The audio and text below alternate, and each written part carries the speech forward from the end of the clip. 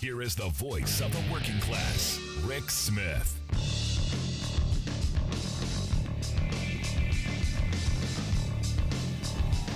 And welcome, brothers, sisters, working class heroes. This is the Rick Smith Show. Thanks so much for being here today on the big program. Lots to get to, lots to talk about. The president gave an Oval Office speech on Israel and Ukraine and American leadership. And I got to tell you, I'm going to steal Van Jones's, this is the day Joe Biden became presidential. No, this was an incredible speech. It really was. It's so much so that Brit Hume over at Fox News said this is the best speech of his presidency. This is what he's going to be probably remembered for. And the faithful are losing their minds. Interesting watching the Twitter, the X, Twitter, whatever.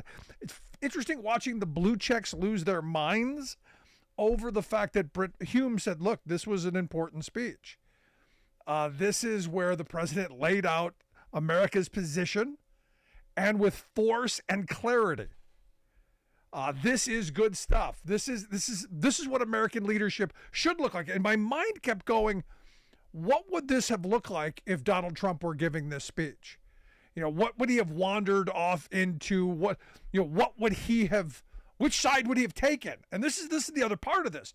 Which side would he be on? Because remember, and this is really, frightening stuff, said that the other side, they were smart. Putin was his buddy. So when President Biden says American leadership is what holds the world together, our alliances are what keep us safe, our values are what make us a partner that other nations want to work with. We put all that at risk when we walk away from Ukraine and turn our back on Israel. I completely agree. And this is that moment where you go, again, thank goodness Joe Biden is in the White House at this moment for his sanity, his calm, and the fact that this guy knows foreign policy. So to hear the speech, he talked about America being the arsenal of democracy, and I agree. It's about time we start giving Ukraine everything they need to protect themselves and to take on Russia. The same thing with Israel. If you're going to be supportive, you got to be supportive. But he also said, we must, without equivocation, denounce anti-Semitism. We must also, without equivocation, denounce Islamophobia. And look, you've been seeing that ramping up here. You had Trump talking about how, we're going to go back and, we're going to go get those Islamos or whatever. Whatever word he used. This is important language. This is important that he understands what's going on. This is a guy who's got his thumb on the pulse. Now, I go back to him talking about America being the arsenal of democracy. And as I've said, we should be giving these places the things they need to fight the wars that are theirs, that we don't have to send troops to. Now, I was just having this conversation today with a friend, and I said, look, nobody wants people dying. Nobody wants poor and working class people on either side of the divide to suffer. There is no solution that I can think of, when you look at what's going on in the Middle East. It's a mess. It's been a mess my entire life. There's no silver bullet here. But you've got to support your allies. And what's interesting is I'm watching the responses to his speech, and just right up until airtime, I'm looking at all of the different comments. I used to believe that Republicans, things stopped at the water's edge. Our division stopped at the water's edge. When it came to foreign policy, people would rally around. That, I got to tell you, frighteningly, not the case right now. Now, here's the thing. The president, in his speech, said, look, I'm sending a funding bill to Congress tomorrow. Got to get this done. Got to get what we need immediately. sending it tomorrow. Now, look, here's the thing. Here's the problem. Patrick McHenry, the acting speaker, opened the House floor today and immediately recessed it. No work being done. I guess vacation again. I guess another no speaker vacation day. You know, it's the day to go out and do the podcast circuit, I guess. And the thing that's frustrating in all of this is the world is in chaos. And I go back to the president and his leadership. Thank goodness someone with the sanity and clarity of Joe Biden in the Oval Office right now. Because I can't imagine where we would be with the other guy, what we would be conceding. Because again, I had someone tell me, Donald Trump would have made a deal by now. There would have been a deal made. The art of the deal. He's the art of the deal guy. And what would that deal have looked like? What is he giving away of somebody else's? But again, we're in a moment where Congress is dysfunctional. You've got the speaker. It's only getting weirder. Ken Buck, evidently, and this is the part that I'm finding interesting. Ken Buck, the Republican congressman from Colorado, told Axios that his landlord for one of his congressional offices, evidently terminating his lease, kicking him to the curb. So here's what's functionally happening in Congress. The first act of the temporary speaker was to throw Nancy Pelosi, who was at a funeral for Dianne Feinstein, throw her out of her office and throw Steny Hoyer out of his office. And now you've got a landlord because, the speaker debacle is going on. He's getting thrown out of his office, or out of his offices back in his district. I'm waiting for Ken Buck to come out with a tenants' bill of rights. Because again, that's where we're going. Now, understand, Jim Jordan lost the first round and then lost the second round and actually lost an additional vote. And now they're saying, look, he's going backwards because according to one lawmaker, he could lose as many as 40 Republicans if they vote again, which is why they recessed. And you got Patrick McHenry, who has threatened to quit. So it only gets worse. And what I find interesting is, again, they're pointing at the Democrats for not bailing the Republicans out. It's the Democrats' fault for not coming to the defense of the Republicans. No, get your you-know-what together. This isn't hard. This should not be this difficult. You have control. And as I've said a number of times, I believe this is the Republican Party saying we can't govern. We don't have any ideas. We don't know how to do this. We do the other things so much better. We cause chaos and anger, and we fear and smear better than anyone. But, actually doing the work, that's hard. That's actually, work. It's something that they kind of have an aversion to. But here's the thing, and this is where this gets deadly serious. The president is sending a bill for funding for Ukraine and for Israel tomorrow to Congress. How are they going to maneuver that legislation through? How are they going to get the resources that the globe needs right now? It's all fun and games watching the clown car of crazies, do circles and run over each other's feet. But this is deadly serious. And this is why, again, we should not, and I'm hoping come next November, I'm hoping that voters go to the polls and remember this chaos. Remember how ineffective they are. Remember how they cannot govern. And then we throw the bums to the curb, especially the crazy ones. But I want to hear your thoughts. Email me, rick@thericksmithshow.com. I'm going to take a quick break. Right back after this with your thoughts. Stick around. You're listening to The Rick Smith Show. We're working people. Come to talk.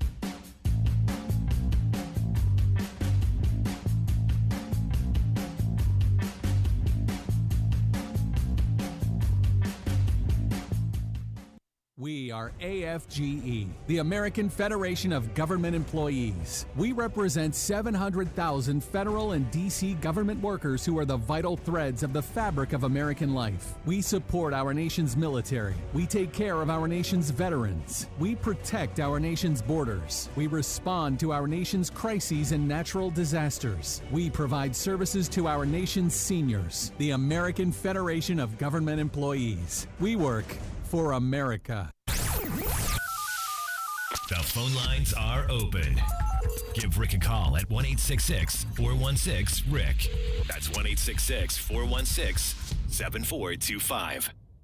We are AFGE, the American Federation of Government Employees. We represent 700,000 federal and D.C. government workers who are the vital threads of the fabric of American life. We support our nation's military. We take care of our nation's veterans. We protect our nation's borders. We respond to our nation's crises and natural disasters. We provide services to our nation's seniors. The American Federation of Government Employees. We work for America.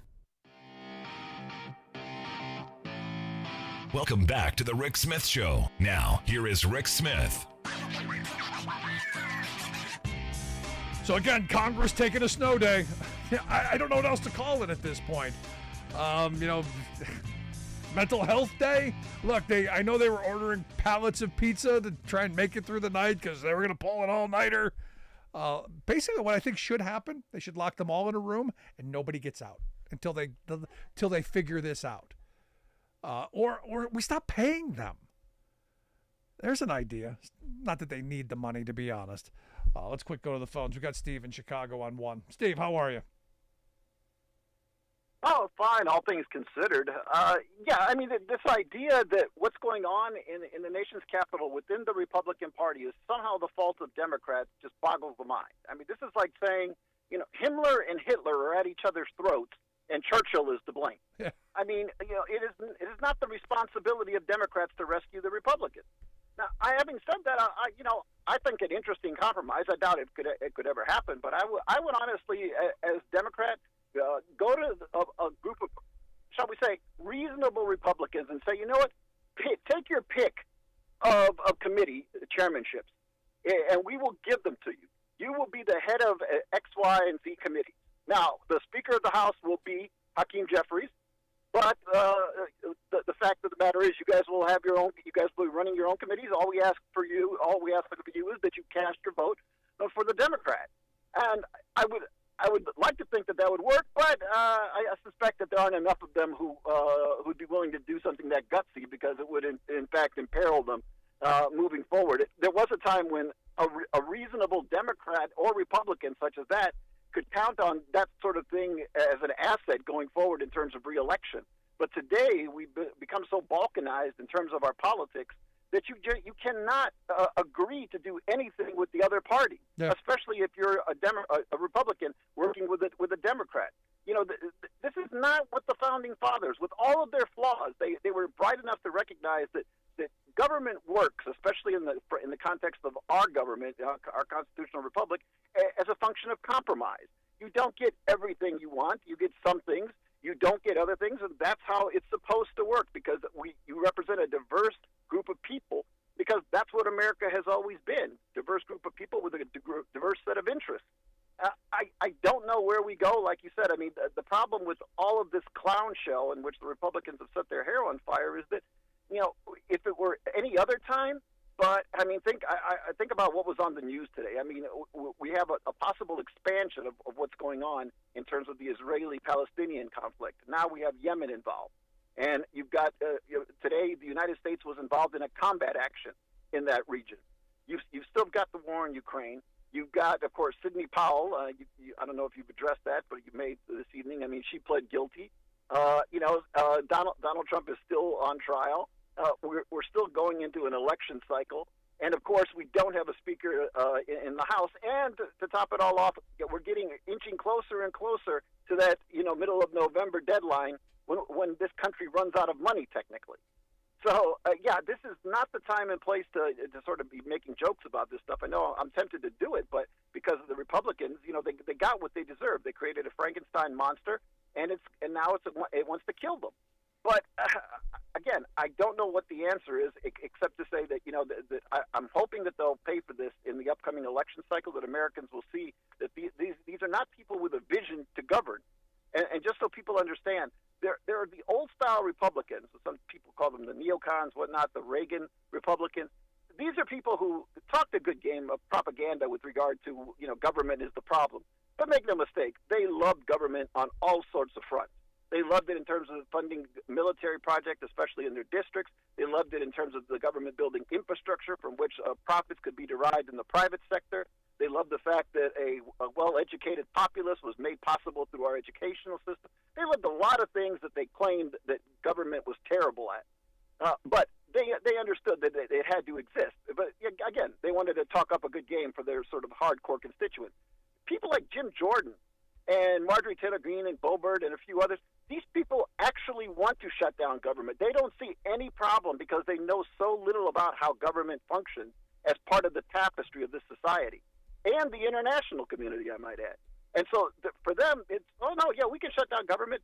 Things can work just fine without government in a modern, complex society such as the United States, something that, a freshman political science student wouldn't argue.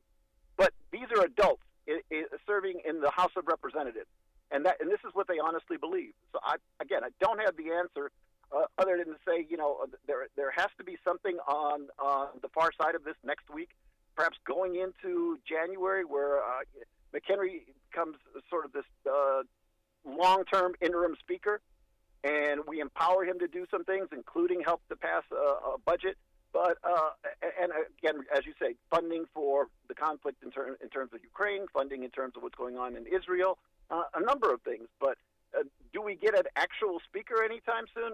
I can't see it happening, and it's certainly not going to be Jim Jordan. And by the way, this is a man who weaponized the conservative media pretty much threw the equivalent of throwing a carton of grenades down in front of a group of crazy people and saying, I don't know what you're going to do with these grenades, but hey, these are the people who are your enemies. Yeah. And that's what happened. They went out and they threatened their own people. They threatened their families. I mean, this is not the way to garner support. I'm right there with you. No, you're spot on. Appreciate the call, Steve. Thanks so much. Thank you. Let's go to, I got Alice online too. Alice, how are you? What's on your mind? I'm insane. What I wanted to say was, it's pretty bad when all of a sudden the commentators that are Republicans, such as that Megan McArdle that writes for the Washington Post, she had an article today about the situation with, the Republicans and no speakers. But as usual, even though she was saying that, basically the Republicans needed to get their act together, she said, ends it up, the last paragraph of the article, and this is a quote from the article, she says, this is the dynamic that saw Representative Matt Gaetz and 7 other Republicans banding with Democrats to depose the Republican House Speaker. And I thought, and as usual, they have to drag the Democrats into it as if it was the Democrats that started it and not the Republicans. The Democrats voted for their candidate. Put up a decent candidate, and they may vote for him.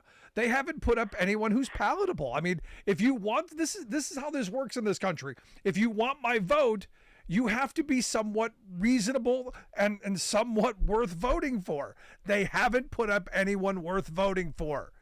Choose someone else, and we'll talk about it. But Jim Jordan was a non-starter. Scalise, a non-starter. Maybe Brian Fitzpatrick gets a couple of Democrats to come around. I don't know, but he's not even being considered. Exactly. But I thought to myself in the comment section of the article, everybody kept saying, "Hey, this is your Republican Party that did this. It's not the Democrats' place to solve your problem." I mean, people were just commenting left and right saying this. But I thought, and how usual is it? Y'all come in, make a mess, and then blame the Democratic Party for your own stupidity. Yep. But it's crazy. Have a good evening, Rick. Thanks, Alice. Appreciate it. No, I mean, look, the Democrat put somebody up the Democrats are willing to vote for, and they may vote for them. That's how this works. You don't put up crazy people and go bail us out. We've got the gasoline. Give us the match. That's not how this works. Not how it works. But here's the thing. This is the weird thing. There's some things that need to be done. We have work to be done. For instance, there is a piece of legislation, evidently, that is just popping out. New legislation from Brian Shantz, a Democrat of Hawaii, and Tan Young, a Republican from Indiana. Both senators who have said, hey, we just discovered that child labor isn't a thing of the past. Child labor exploitation isn't from 100 years ago. It's going on right now. In fact, according to the Department of Labor, child labor violations up 69%. What I think it is finally we're looking for it. I think finally you've got an administration that's going, hey, maybe we should stop that. Hey, maybe we should do something. Now, what I found interesting was Senator Schatz from Hawaii. This is mind blowing to me. He had just learned that the fines were minuscule. Just learned. So then, once he learned this, motivated to act. I've been talking about that for all 18 years of doing this. In fact, most labor law violations, the penalties are pathetic. In fact, they're so pathetic that it's an enticement to break the law because the penalties don't cost you more than the payoff. In this case, the crime, it actually pays off. Crime does pay here. So now you've got, these two senators, a Republican and a Democrat, bipartisan, moving forward on legislation. This may pass the Senate, may happen. It was introduced on Wednesday. We're going to see what happens. Creates actual criminal penalties, which I think, we need, and allows victims to file civil lawsuits. Huge. Again, not just the slap on the wrist from the Labor Department. Post a notice and say you won't do it again until next time. This is stuff that we need. And again, they've needed for a very long time. But they introduced this criminal penalty for people who repeatedly hire kids, a fine up to $50,000 in a year in jail. I would say if you're doing it repeatedly, this is where I'm in favor of the death penalty. I'm not generally a death penalty person, but this is where we should institute a corporate death penalty. I'm not saying kill the CEO. Throwing them in jail is enough. Trust me, I'm not advocating for killing the CEOs. But killing the company, taking their charter, ending them, bankrupting them, that I could get behind that wholeheartedly. That would be a welcome change. We might actually then start, protecting kids again. Even poor kids. Think about that. Want to hear your thoughts? Email me, rick@thericksmithshow.com. Think this would ever get to the House? How many Republicans would vote against this? That's the reason I want them to get a speaker, to see if they even bring this to the floor. There's something. Back after this.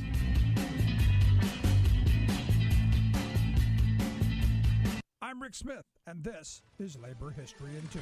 On this day in labor history, the year was 1823. That was the day abolitionist and women's suffragist Mary Ann Shadd Carey was born. Her parents were free blacks of color in the slave state of Delaware. They were involved with many prominent abolitionists and active in the Underground Railroad. The family moved to Pennsylvania, where Mary and her siblings were educated in Quaker schools. As a young woman, Mary became a teacher and returned to Wilmington, Delaware, where she opened a school for black children. Once the Fugitive Slave Law was passed in 1850, Mary and many other free blacks fled to Canada to safely continue their abolitionist work. She opened a school for fugitive slaves in Windsor, Ontario, just across the river from Detroit. Mary soon came under fire in the local press for insisting the school be racially integrated. She responded by starting her own newspaper, the Provincial Freeman. She and her husband Thomas often traveled to the United States to continue their anti-slavery work. They were present at John Brown's 1858 Constitutional Convention. Mary worked with Osborne Perry Anderson to publish his 1861 memoir, A Voice from Harper's Ferry. Anderson had participated in Brown's raid and was the lone African-American survivor. After her husband's death, Mary returned to the United States with her children to help recruit black soldiers for the Union Army. Once the Civil War was over, Mary moved to Washington, D.C. to teach. She enrolled in Howard University, where she earned a law degree. There, she joined the National Women's Suffrage Association and worked with Elizabeth Cady Stanton and Susan B. Anthony. She continued to advocate for civil rights and women's equality until her death in 1893. Labor History in 2 brought to you by the Illinois Labor History Society and The Rick Smith Show. For more information, go to laborhistoryin2.com, like us on Facebook, and follow us on the Twitters at Labor History in 2. Seemingly intractable problems sometimes have an obvious solution standing right in front of them. Our nation's dire shortage of long-haul truck drivers, for example. Wrangling big rigs across the country is difficult and dangerous work, and the corporate giants that dominate the industry have long been wailing that they can't find people willing to do the job. Their lobbyists have even pleaded with regulators to lower the age requirements so they can hire teenagers to drive these 18-wheel behemoths. What could go wrong with that? Is there no better solution than child labor? How about us? Asked the nonprofit group Real Women in Trucking. Little known fact, less than 5% of America's long-haul drivers are women.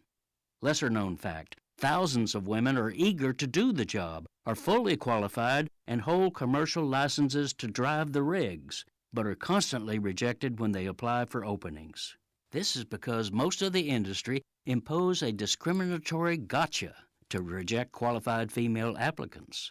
The gimmick is an unwritten, unlawful corporate rule mandating that female job candidates can only be trained by female driving instructors.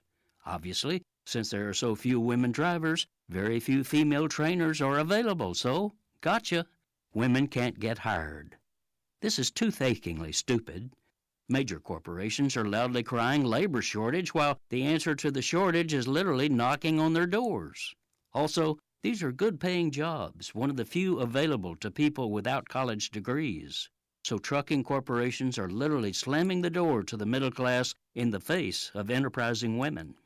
This is Jim Hightower saying to the industry, hey, stop crying, answer the knock, and hire the women.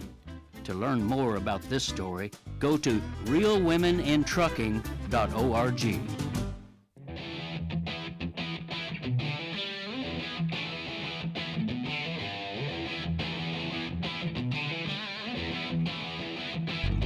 Welcome back to the Rick Smith Show. Now, here is Rick Smith. So, some interesting news today coming out of Michigan. Remember that whole fake elector thing? Remember those people who signed up and said, no, we're the real electors. Here, we signed our name and we did all this stuff. Well, evidently, one of the fraudulent electors, a guy named James Renner, he has pled guilty. And here's the other part. The rats are jumping ship.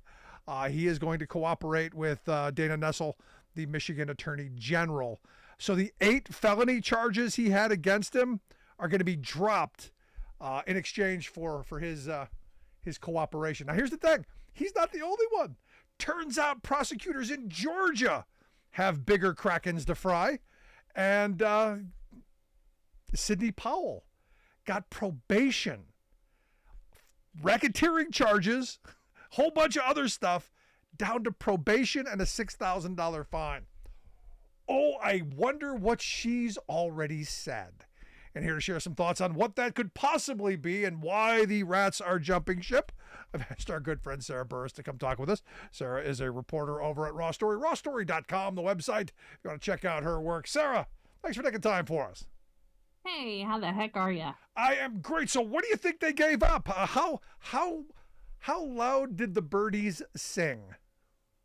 Well, I'm gonna guess in Michigan, he probably must have had a lot to sing about because, I mean, every single charge was dismissed. This isn't, in the case of Sidney Powell, they've just sort of pled down to misdemeanors, and she's got probation, but it's 6 years of probation.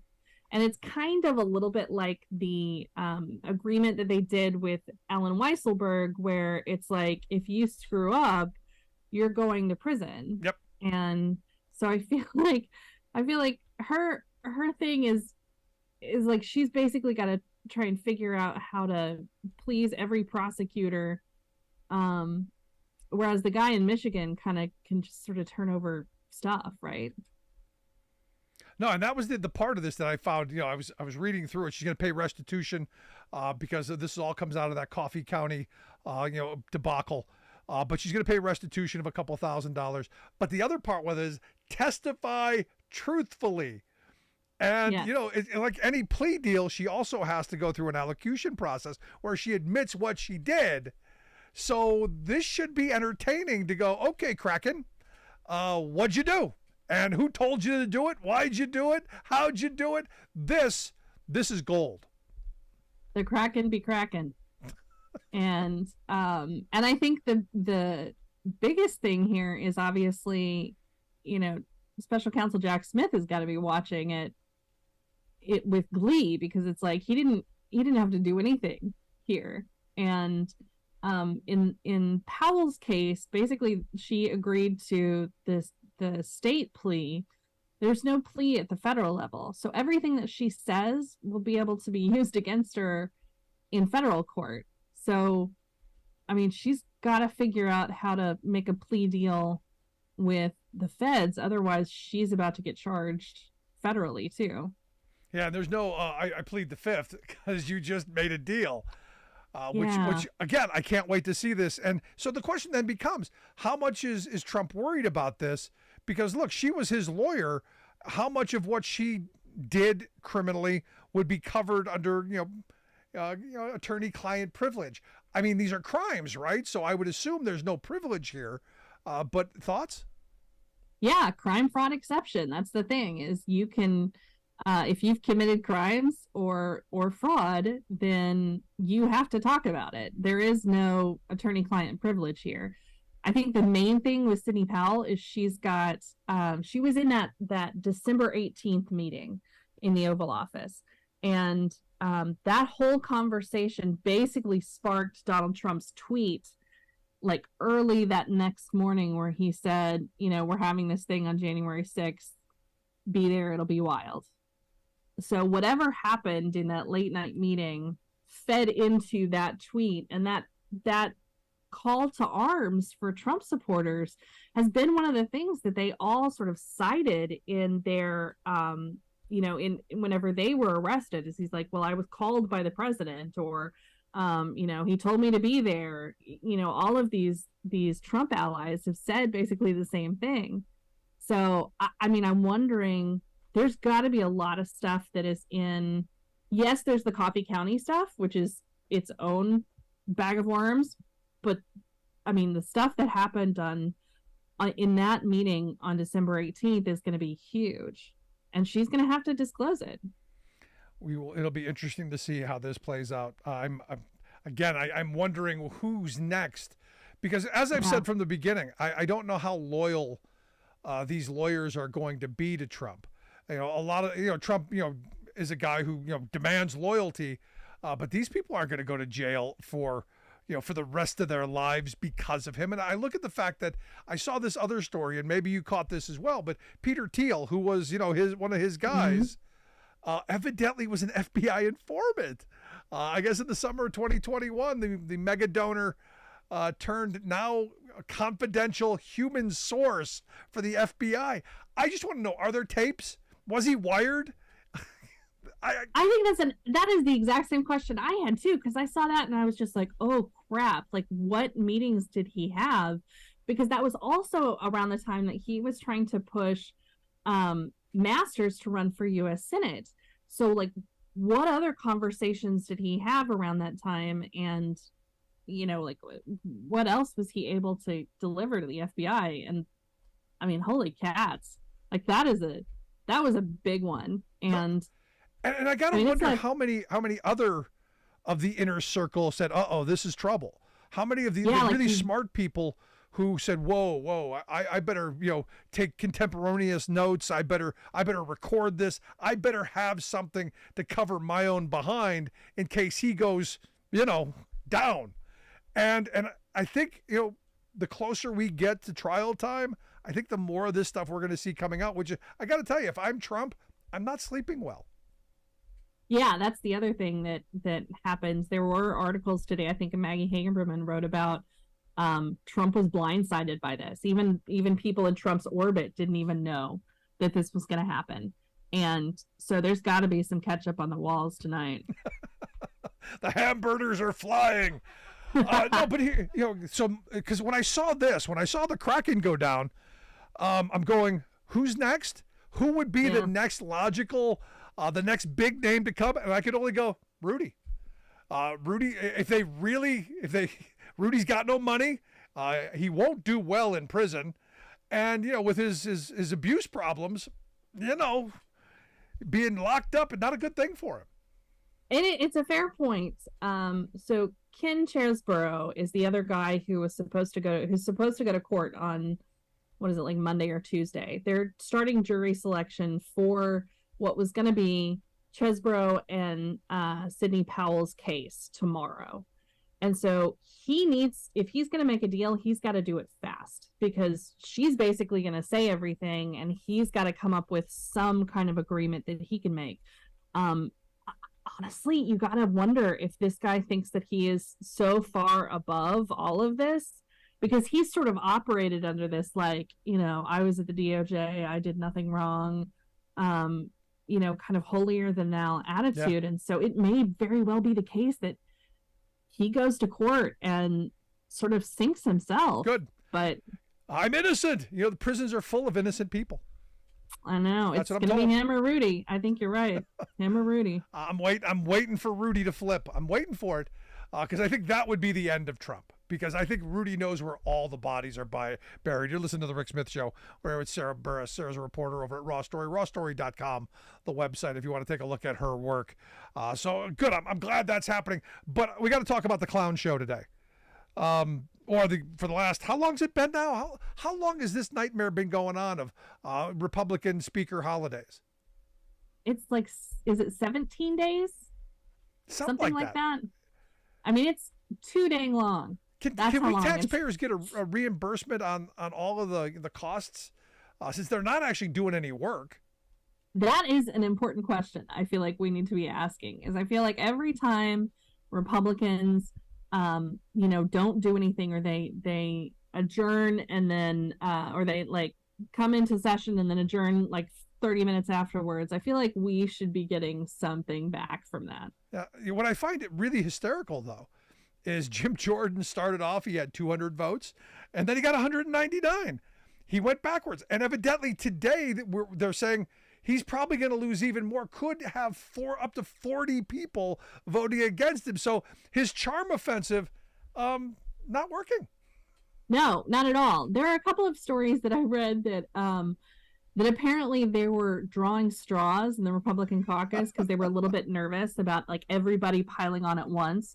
So they've just been slowly piling on.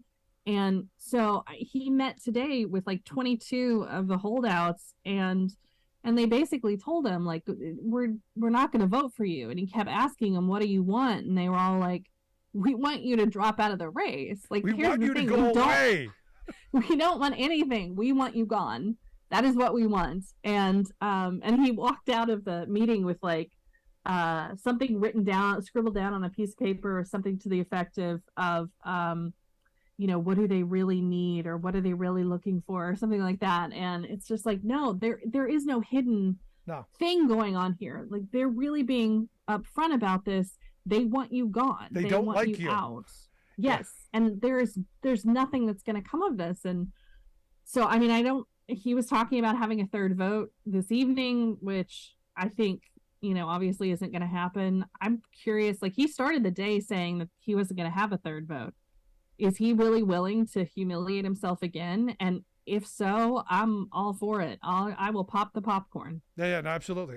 Again, this is another one of those moments where you go, How far down the rabbit hole are you willing to go? And look, I find it entertaining because look, if we're burning down our government, if we're screwing everything up, it might as well be somewhat entertaining, and it has been. I got to be honest, it's been riveting. I mean, it's kind of that philosophy. If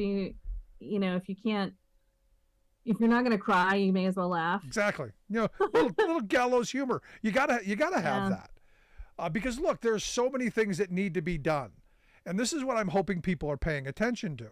The president tomorrow is going to send a funding bill for Ukraine and Israel. To who? I don't know, because we don't have a functional House, and as you know, like everyone else does, all funding emanates out of the House. If they're on recess, if it's another snow day tomorrow, by no funding? Is that what I understand? And then what happens in a couple of days, November 17th, when we have no more money and the government runs out of money and we can't give the resources to Ukraine and Israel? What then happens? I think the thing that I am the most concerned about is that this is what so many of the Republicans want. Yep. The idea of shutting down government entirely and stopping any progress at all, I feel like is part of the agenda of people like Matt Gaetz and his 7 other cohorts. And so I feel like they are winning at this, and Republicans are just sort of falling, in the hole that has been dug for them by him. Yeah, I mean, it's really quite remarkable. But like you said, I think the reality is this is what they want. They want dysfunction. They want, they want to be able to say, look, things are so badly broken that we have to tear it all down. We need a strong man. We need Donald Trump to come in and be the strong man, dictator, authoritarian type, because he alone can fix all of this. Constitution be damned. Set that aside. We need to get our house in order. Yeah, we do, by throwing these bums out. And that's the thing that I feel like has been part of this, whether it's the Tea Party caucus or their MAGA caucus, for a long time, where it's like, if they're trying to break it to prove that it's broken.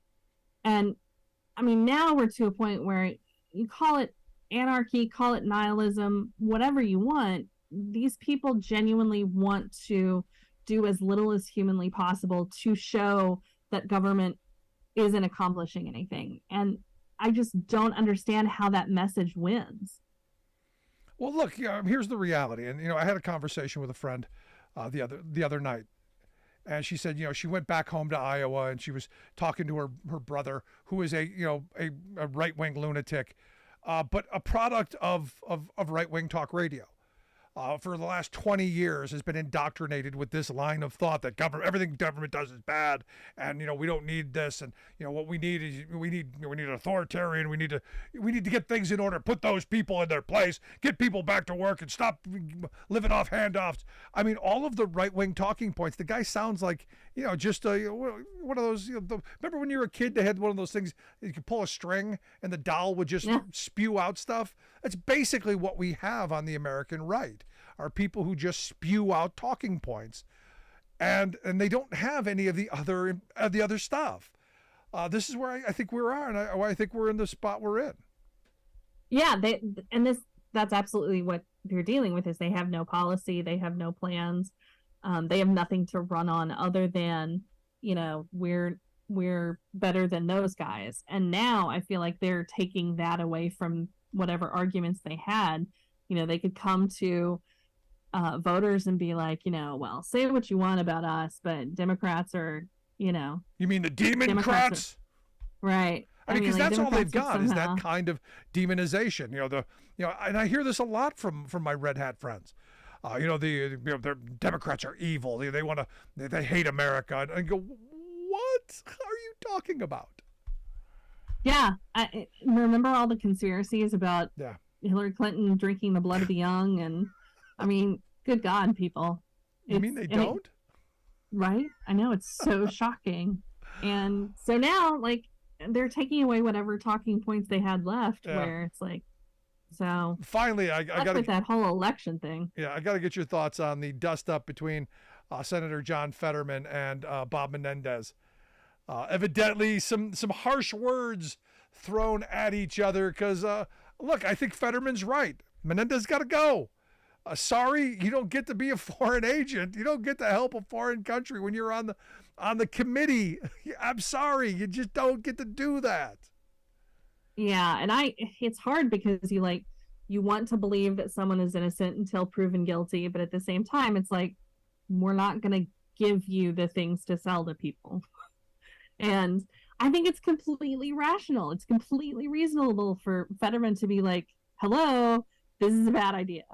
And what I've been surprised by is how many Democrats are willing to come forward and say, you got to go, you got to go. Republicans, if you notice, there hasn't been a word from any Republicans in the Senate. No, in fact, and what's interesting is, again, you go to the House where you've got George Santos, who weren't the Republicans supposed to throw him out last week? Wasn't there supposed to be some kind of something? Yeah, these are the things that are never going to happen because the vote is so close in the House. They actually need George Santos of all people. So, Think about that. Our democracy lies in the hands of George freaking Santos. I know. And I would say the future of the Republican Party, too. Well, they're screwed. Yeah, I mean, the sad reality is while they're screwed, and this is what bothers me, while they're screwed, we're all screwed because in this country, we do need two functional parties to work together to get some stuff done. And sadly, nothing's going to get done, especially the things we need. And like I said, tomorrow the president's going to ask for money for Ukraine and Israel, and I'm still not sure who he's asking. Well, I know for certain he's been working with the Senate, and McConnell has signed off on everything that they've agreed to. Doesn't matter. I know that whatever happens, the Senate can pass it. The Senate can do the House's homework. They can write the bills, but ultimately it's got to start in the House. And I don't know how they're going to figure this out because what's been amazing to me is that Republicans have spent the last 17 days saying that Democrats should have saved McCarthy somehow. and yet they then turn around and say that whatever happens, they will not have any kind of coalition government. Yeah. It's like, so make up your mind. Like, which one is it? Do you want Democrats to save you or not? Because, it seems like you're kind of two minds here. Well, no, I mean, the reality is they think it's, 2000.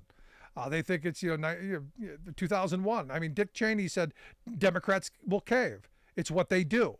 They've gotten used to Democrats saving democracy. They've gotten used to Democrats coming in and putting out fires. They've gotten used to Democrats saying, okay, we'll take the back seat so that people aren't harmed. And finally, you've got a Democratic Party saying, no, go ahead, knock yourself out.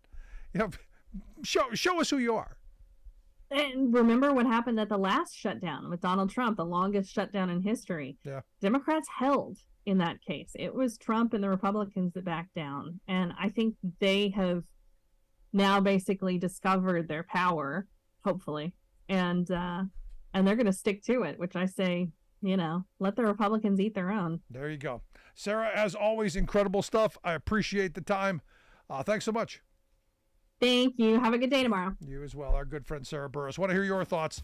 Email me, rick@thericksmithshow.com. Quick break. Right back. Stick around. You're listening to The Rick Smith Show. We're working people. Come to talk.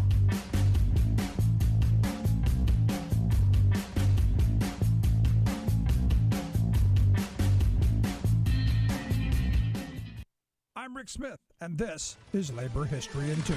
On this day in labor history, the year was 2013. That was the day that two workers on California's Bay Area Rapid Transit, or BART as it is more commonly called, were struck and killed by a train. Christopher Shepard was a BART track engineer. Lawrence Daniels was a contract employee. Both men had years of experience working on the tracks. They were inspecting the tracks when they were hit and killed.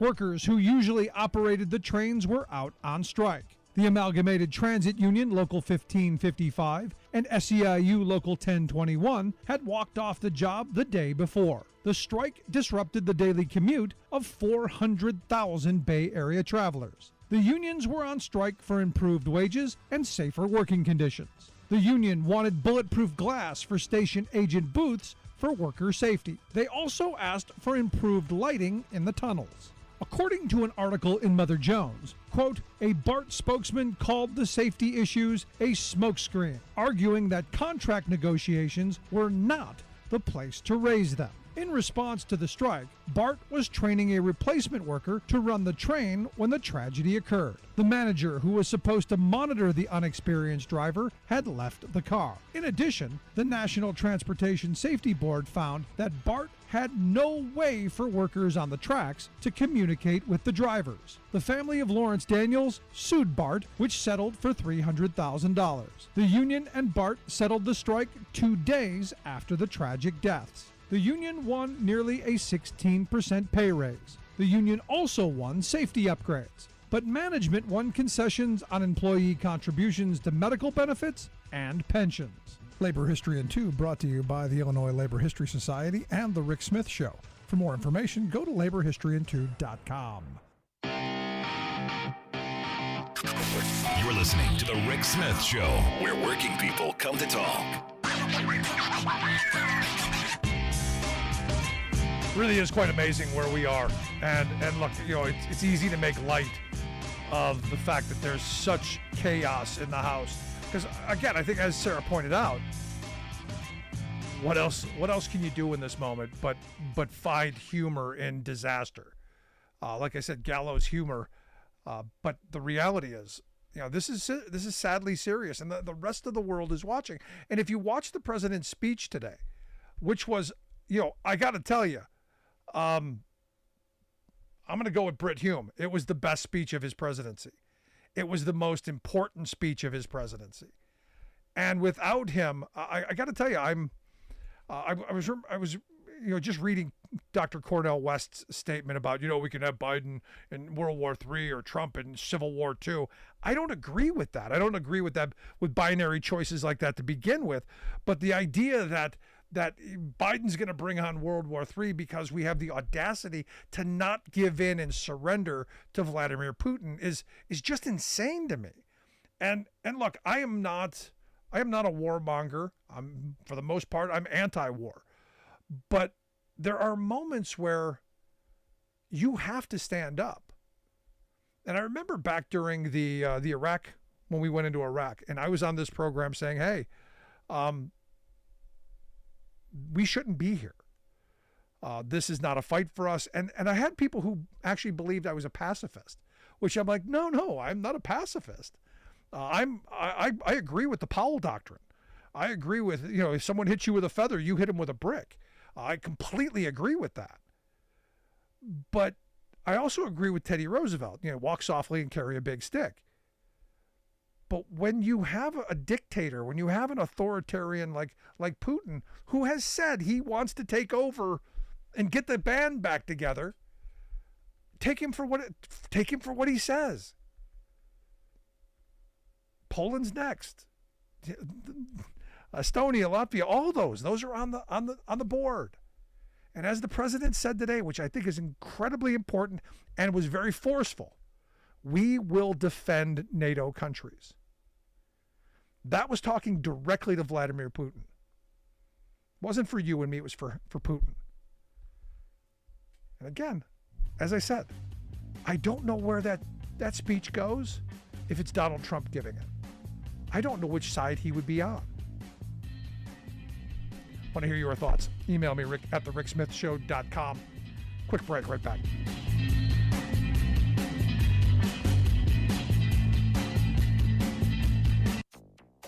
You know, I do think for an Arctic species, the future is uncertain. Alaska cancels snow crab harvest due to crashing populations. New documents show the natural gas industry used Big Tobacco's playbook to block gas stove pollution regulations. Plus, sweeping new study finds the U.S. is on track to reach net zero climate goals. Good. But it's going to take a lot more work. All of that work and more straight ahead. From BradBlog.com, I'm Brad Friedman. And I'm Desi Doyen. Stand by for 6 minutes of independent green news, politics, analysis, and snarky comment. So we're fighting back. I'm fighting back. I'm like, no, don't take away popular gas stoves from people. Nobody was ever taking away gas stoves from anybody. Arizona Congresswoman Debbie Lesko, glad to hear you're not running for re-election because Congress is broken. I wonder who broke it. This is your Green News Report. Okay, Desi Doyen, I'm sitting here with melted butter, ready to go. And you're telling me the snow crab season is canceled? What? Yes, it's true, but we'll get to that story in a moment. Okay. First, 2023 is now virtually certain to be the hottest year ever recorded since records began in the mid-1800s. That's according to nonprofit data firm Carbon Brief. And it's also thanks to man-made climate change and current and projected El Nino conditions in coming months.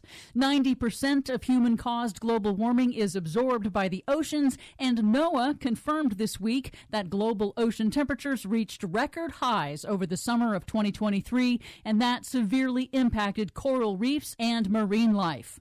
In Alaska, the State Department of Fish and Game has announced it will again cancel this year's Bering Sea snow crab harvest after last year's first ever closure. It's a huge blow to commercial fishers, but State Research Coordinator Benjamin Daly says it is critical to prevent population collapse as ocean warming accelerates. We're trying to, err on the side of conservation.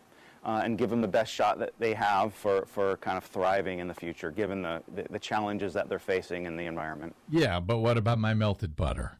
In New York State, trade groups for the natural gas and building construction industry have filed suit to block a new state law that would phase out natural gas-fired furnaces and stoves in new buildings, saying the state law is preempted by federal rules regulating gas-fired appliances. And speaking of natural gas, internal documents uncovered in a new report from NPR and the Climate Investigation Center reveals that the natural gas utility industry knew, at least since 1970, that cooking with natural gas stoves posed health risks from indoor pollution, especially for children. But instead of acting to protect public health, over the last 50 or so years, the gas utility industry and its trade group, the American Gas Association, instead deployed Big Tobacco's playbook of denial, funding studies that cast doubt on the health risks, muddied the scientific data, and confused consumers and regulators about the potential dangers of cooking with gas. Why am I not surprised in any way, shape, or form? They also invested millions over the decades to successfully block efforts to protect consumers from indoor air pollution. Because of course they did. Let's lower their taxes some more, shall we? NPR notes that the industry is still using those successful tactics today. But some big news. In a sweeping new report, the National Academy of Sciences concludes that the U.S. can achieve its net zero targets by 2050 thanks to the recent flood of federal funding to expand clean energy. That's in major climate policies like President Biden and the Democrats' Inflation Reduction Act and the bipartisan infrastructure law. But, and it's a big but, that's only if the programs are implemented as fully and efficiently as possible, which the report warns will require a lot of work. The report makes more than 80 recommendations on how to speed up decarbonization in the U.S.,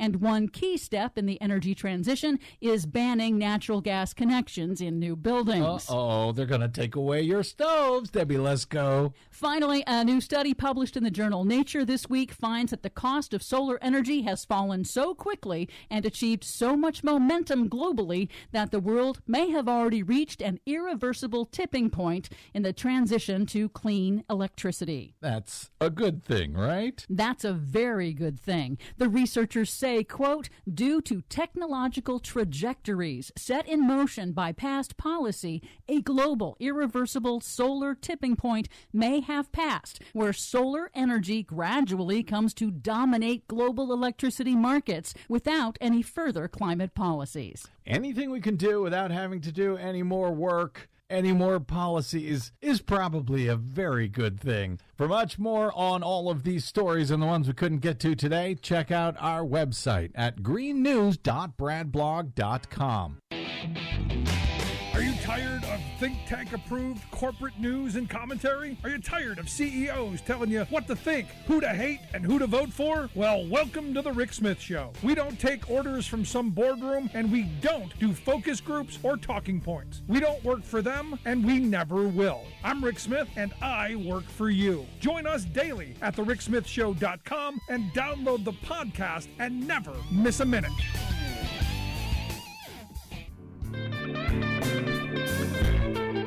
Welcome back to the Rick Smith Show. Now, here is Rick Smith. So I find it interesting. You have one of these real estate research firms that have come out today and said that today a prospective home buyer needs to make $114,627 to afford a home. I saw that, almost choked. It's crazy. In fact, it's 15% higher than it was last year. The highest annual income on record to buy a home. And that's just crazy. And now you've got the Fed chair saying, yeah, we're gonna pause interest rate hikes, but we're gonna keep an eye on it because we don't want wages to go up too high. But here to share some thoughts on Jerome Powell's recent spiel, I've asked Morris Pearl to come talk with us. Morris is the chair of the Patriotic Millionaires, patrioticmillionaires.org, the website. Morris, thanks for taking time for us. Thanks, Rick. Yeah. I mean, it costs more to buy a home, to make those monthly payments, because the Fed decided they wanted to cost more. They want to cut down on people buying houses. They want to cut down on people being employed building houses and stuff like that, because they want more pressure to keep wages down. And I think that's just the wrong way to look at the economy. I think we should say that if wages are finally starting to catch up with inflation, that's a good thing. We should encourage that. Isn't that what Alan Greenspan did back in the 90s under the Clinton administration, which is why the Clinton economy was so good that Greenspan, didn't slam on the brakes right away and let that go. No, there were a whole bunch of other Greenspan problems, but at least he didn't slam on the brakes with interest rates to stop the economy from growing as it was back in the 90s. Or am I remembering that wrong? Well, yeah, I'll give him some of the credit. I mean, he was a, different Fed chair than we had before and after. But I think they're afraid of investors. I'm not even sure what they're afraid of. They're afraid of inflation, I guess. But it's not like that's a big problem. Most people think if their wages go up, that's a good thing, particularly if they go up more than the price of eggs and the price of gas and the price of other things they buy, most of which the Fed has no control over. Right. The Fed has almost no influence in, the price of gas, a major thing. They have very little influence in the price of a lot of things. They do have influence on interest rates, meaning how much your mortgage payments are or your car payments. And that's the sector that's most affected by the Fed is housing. They've made the monthly payment to buy a house hugely higher than it was before. And that they're trying to slow down the housing market so as to get fewer people employed building houses, so they'll have to get jobs somewhere else, and that'll keep wages from going up as more people will be looking for jobs. But on the grand scheme of things, isn't that stupid? I mean, the population keeps expanding. We already have a tight housing market. That I don't believe we have enough, affordable housing for people, which makes the prices go up. So there's part of me that goes, maybe it's a little more nefarious than that. I'm not conspiratorial, but it seems like, there are all these Wall Street firms out there buying up all these properties and renting them back to us at obscene monthly rents. And we're not building new low-cost housing so that people can maybe get out of those high-cost rentals and into more affordable housing that they could actually, I don't know, afford to live in. It seems like to me like there's a lot going on here.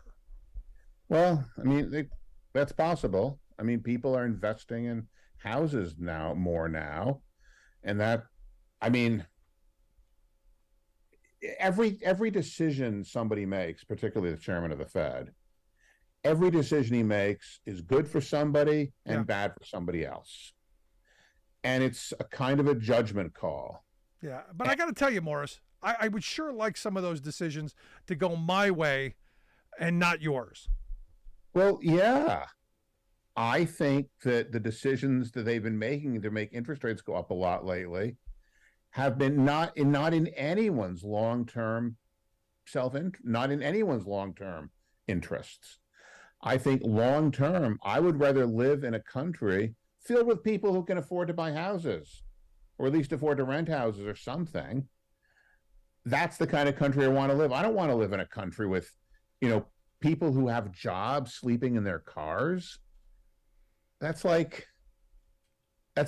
the kind of America that we tell our kids about. Yeah. I got to tell you, we used to do food drives for the local food bank and the homeless shelter. And, the more work we did with both those groups, the more I was amazed at who the homeless are.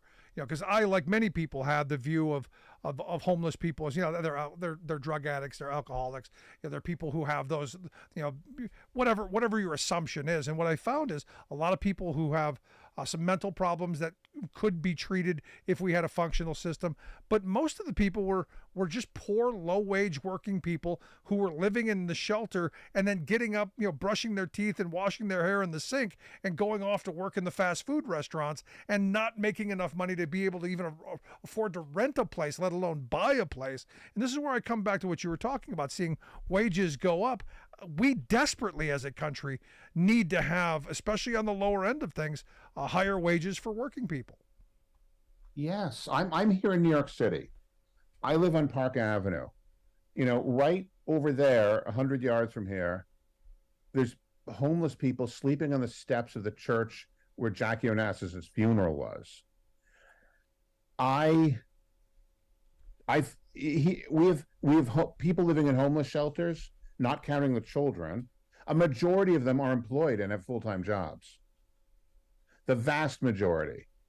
There are people who are working for a living and they just cannot afford to find any place to live which is within a commuting distance of any place they can work. And if they're very poor, they don't have cars to commute with either. So they need to take the bus. And it's like not sustainable. And the Fed chair wants to make it worse so as to make sure that wages don't go up if there's a shortage of workers. And that's just the wrong approach, it seems to me. I want an economy where there's enough jobs that pay well enough that people don't have to live in homeless shelters. Is that too much to ask? I don't think so. Not in the wealthiest country in the world and at its wealthiest moment in history. No, I don't think that's too much to ask at all. I was even some of the economists who work for Biden are concerned about that. Someone told me that, labor force participation is going up. So maybe that'll help decrease the pressure on wages to go up. And I say, do you honestly think that's a good thing? And a few of them do. Yeah. It's what happened during the Clinton era, if you remember. I mean, that whole welfare deformed bill that they rammed through. I remember the McDonald's down the street from my house was paying $10 an hour. And as soon as they passed that through with the work requirement forcing, single mothers to put their kids into who knows what kind of daycare and go take those crummy low wage jobs, they went back down to $5.45 an hour or $5.55 an hour, whatever the minimum wage was from the $10 an hour they had been paying, because they just flooded the low wage employment market. Well, it's just sad. And maybe that's good for somebody. And it's good for some of these business owners that want to feel paternalistic, like Howard Schultz or somebody. But it's not, I don't think it's good for anybody long term. I don't think it's going to be good for the next generation. And I'm worried about, my kids and I have a granddaughter now I'm going to pick up after school tomorrow. And, I want her to grow up in the kind of place where I grew up, where like most people could at least live a reasonable life and didn't have to depend on homeless shelters and the charity from strangers to be able to eat. If only we had a functional government that could maybe solve some of these problems. Because I don't know if you've been paying attention to what's going on in our house, but there seems to be a little dysfunction over there. I mean, it's not even an argument about how to solve the problem. It's an argument whether they want to solve the problem, whether they even agree that there is a problem. There are something like half of our government thinks it's a good thing if people are forced into low wage work and have, they think somehow that's how the economy is supposed to be, that a few rich people, control everything and lots of poor people have no choice but to work for them. Kind of like a sharecropper system, or, they had slavery before that, I guess, but it's not how I want to live. And I'm hoping that we can change that. That's what we're trying to do in the Patriotic Millionaires, is to tell people that there is an alternative. And what is that alternative? Look, I know you guys do a lot of community work, which is fantastic. A lot of education work, policy wise, because look, I argue policy got us into the messes we're in. Policy can get us out. I mean, but here's the thing: you have to believe in government and believe that government can and should do anything before any of that works. And we've got, as you've pointed out, a political party who doesn't believe government should do anything, and they don't want government to do anything. Government is just a word for people acting together collectively. And we've always gotten things done by people acting collectively. That's why your state is called the Commonwealth of Pennsylvania, because the founding fathers knew they wanted commonwealth, people going together. And we have to go back to that idea that we need commonwealth and put things together. We're working on 3 policy areas. One is more progressive taxation, less taxes for people who work for a living, more taxes for people that get rich staying home watching their investments. We're working on higher wages, higher minimum wage particularly. And the thing that might help all of these is less influence of money in politics. That's the third leg of the stool, and that's the other thing they're working on. And I think we're going to make some progress. I really do. But we have to get, a few more of the voters to believe that's what they want. But how much do you think this comes down to the media and what we hear from them? Because I got to tell you, the only thing I saw of Chairman Powell's speech was climate activists acted up and they had to rush him out under guard. That's all I saw. I didn't get to see. There was no real analysis of what he said, other than not going to raise interest rates just yet. Then those climate people made noise and we had to get him out. Oh God! I mean, I actually read his prepared remarks. I wasn't there, even though he was just on the street here. Yeah, I mean, media, they're covering it like kind of like the way they cover sports. Like if you're watching your local sports team on TV, they're not doing some deep analysis. They're telling you what happened in tonight's game, And I mean, and with sports, there probably is there is no deep thing behind it. But with politics, I'd rather not know what happened today and the machinations of who voted for who in the House and 124 votes or however many. I'd rather talk about tax policy and wages and like the big decisions they actually make, whereas those get short shrift because, it's covered like, here's what's happening today. And, oh, so-and-so was injured sliding into second base. And that's the big news. It's just sad. If now my mind is imagining, people going down the well and to go to speak, sliding into the podium. I don't know why that just popped into my head. He's the majority leader in the House, and most people know about him. He was injured because somebody assaulted him during a professional baseball game. Yeah. No, that's what he's famous for. He's from your state, I think. Oh, Scalise. No, he's not from Pennsylvania. Louisiana, but anyway. Yeah.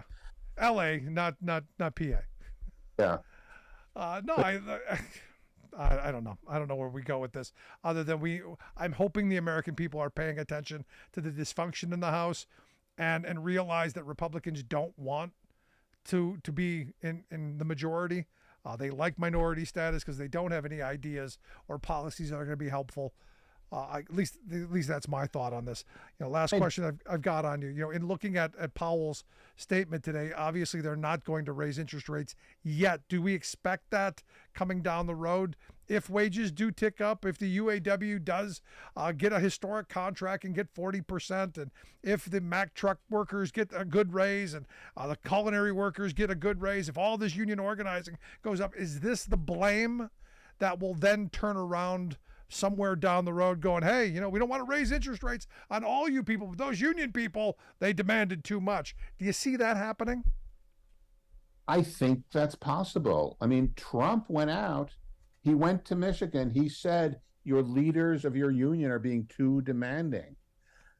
And they're going to break the economy or break the car companies or break something. And he's telling the workers that they have to think about some big picture and not be so demanding. I mean, that's ridiculous. Yeah. Nobody tells the car company owners, oh, you have to think of the big picture of society and not be so demanding of your workers to make them, work hard with low wages. I mean, it's ridiculous that the workers are expected to have the responsibility of sort of managing the macroeconomy as well as earning a living and supporting their families. That's absolutely absurd. Well, because Morris, those working people are used to tightening the belt a little bit. And they didn't need extra cheese on their Whopper anyway. But I appreciate the time. As always, good stuff. Hope people will take a look at the website, patrioticmillionaires.org. Morris Pearl, the chairman over there at Patriotic Millionaires. Morris, great talking with you. Look forward to talking to you again real soon. Thank you, Rick. Thank you. Good night, sir. Want to hear your thoughts? Email me, rick@thericksmithshow.com. I'm going to take a quick break. Right back after this. Stick around. You're listening to The Rick Smith Show. We're working people. Come to talk.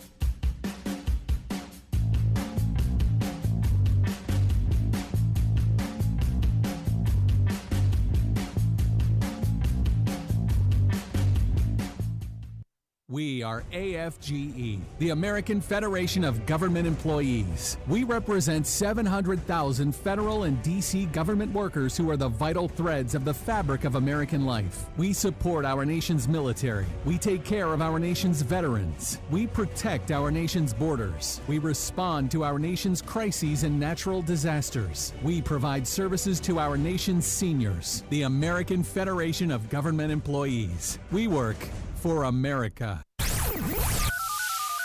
The phone lines are open. Give Rick a call at 1-866-416-RICK. That's 1-866-416-7425.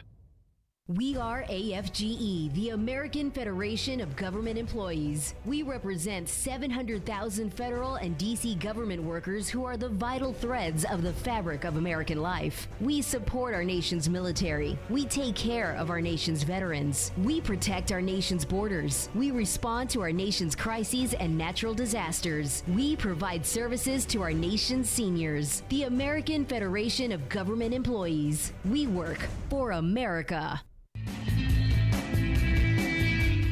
Welcome back to the Rick Smith Show. Now, here is Rick Smith.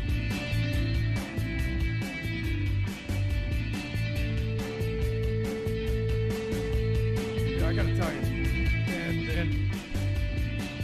when you talk about homelessness in this country, and again, when we did the food drives, where I'd spend 10 days living in a supermarket parking lot, filling up a tractor trailer with food and donations, and we did that a number of times. Back years ago, and I still remember the people who we met, because every night while we were out there, we would fire up the grill and we would have the homeless from the area come out and we would feed them because we wanted their stories. And what we had done is we had gotten a bunch of refrigerator boxes from the local appliance shop, and we used to do this Skid Row promotion where you could come for $20 or $30 a night and you could play homeless. We'd give you a box and a blanket, and you could sleep in the box with the rest of us, And we had 15, 20 people, at one point that, came and participated. But we also had a number of homeless people who stayed with us. And one guy in particular that will stick with me probably for the rest of my life was a conservative. All his life, a conservative Republican, didn't believe in government, didn't, believe in any of that stuff. And, worked every day of his life, but got sick, had a heart attack. And then a whole bunch of other things went along with it. He ended up losing his job.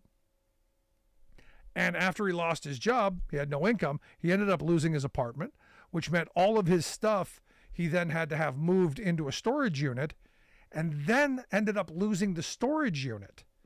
And they ended up auctioning off all of his stuff. So all of the things that he had built over a lifetime were basically stolen from him because he's poor. He was poor at this point. All his savings was gone. He had no retirement because the job he worked at didn't have a retirement plan. There was nothing for him at the end of a lifetime of work. Served the country in the military, all this stuff. Did all of the right things except got sick. And while he stayed with us for that period, he said it was the safest he had felt in the months that he had been out on the street. Because, you never know what's going to happen. You never know if the police are going to come harass you. You don't know if some smart little snotty kid's going to come give you grief while you're sleeping, or someone's going to steal what little possessions you have.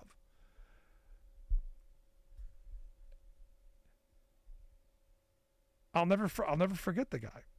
And when the event was over, we put him up at a hotel for a week, and we worked to get him the assistance through government, through the VA and through other channels, and eventually got him into a kind of a residential situation.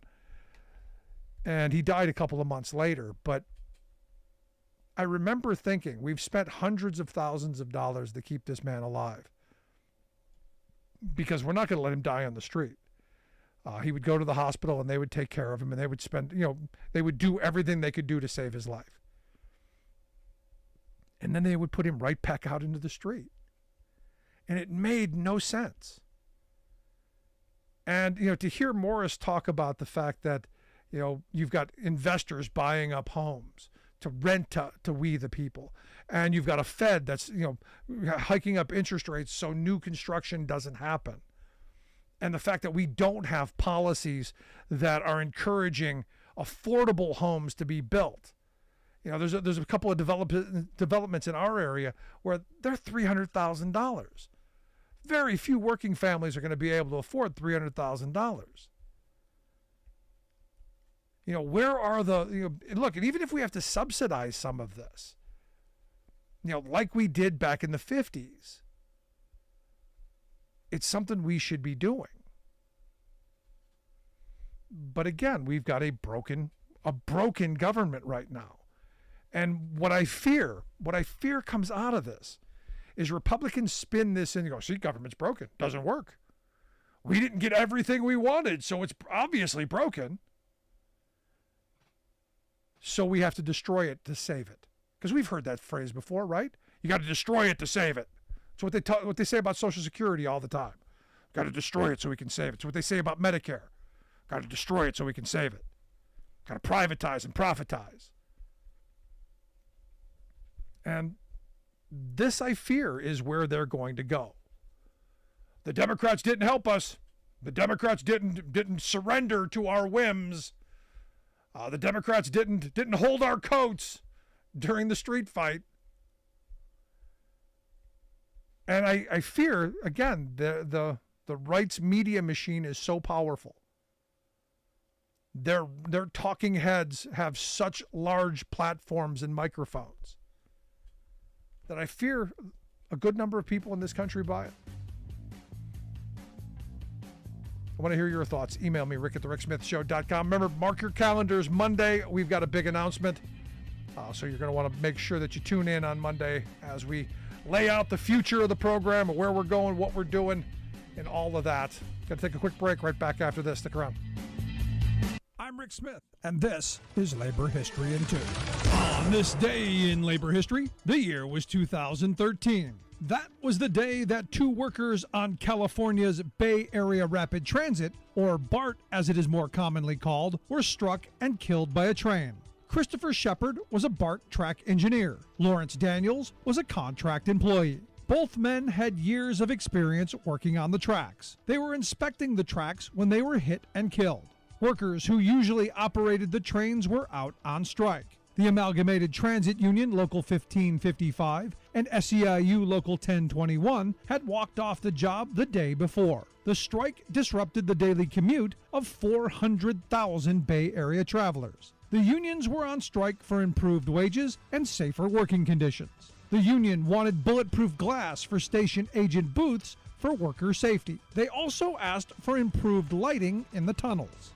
According to an article in Mother Jones, quote, a BART spokesman called the safety issues a smokescreen, arguing that contract negotiations were not the place to raise them. In response to the strike, BART was training a replacement worker to run the train when the tragedy occurred. The manager, who was supposed to monitor the unexperienced driver, had left the car. In addition, the National Transportation Safety Board found that BART had no way for workers on the tracks to communicate with the drivers. The family of Lawrence Daniels sued BART, which settled for $300,000.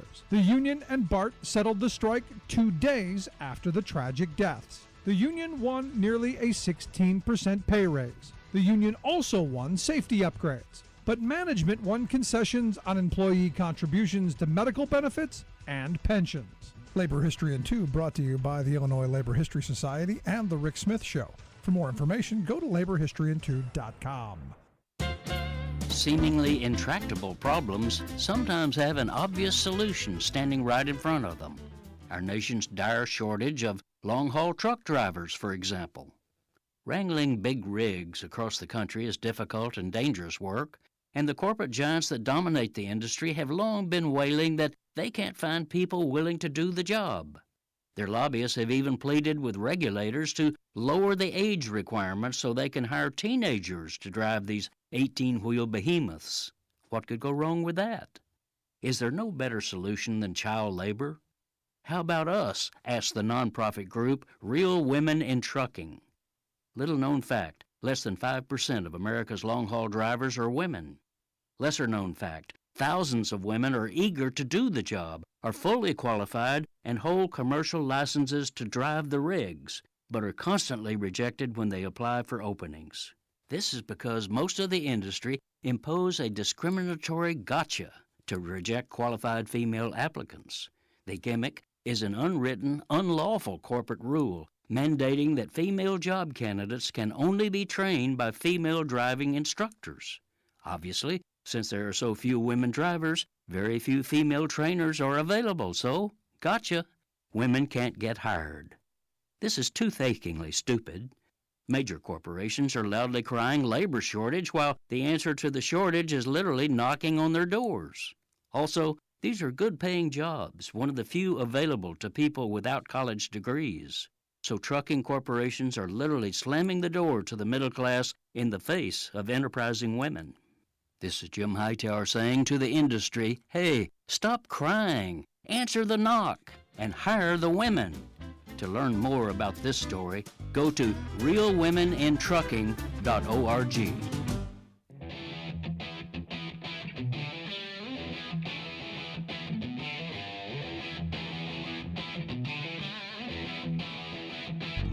Welcome back to the Rick Smith Show. Now, here is Rick Smith.